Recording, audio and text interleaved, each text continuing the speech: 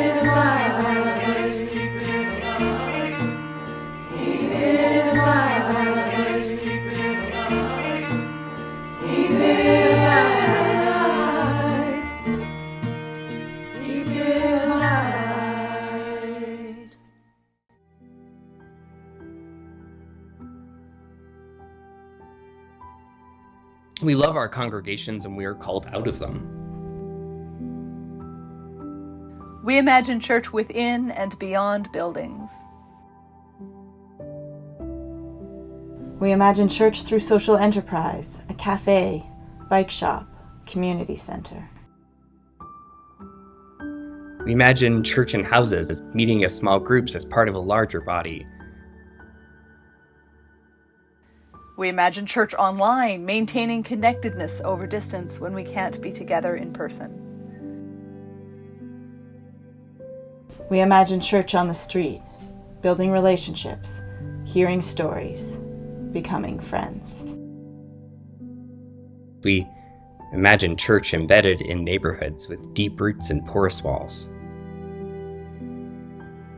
And we imagine our present churches, vibrant and sustainable, embedded in a dynamic web of symbiotic relationship within and beyond. We are called to start building this web.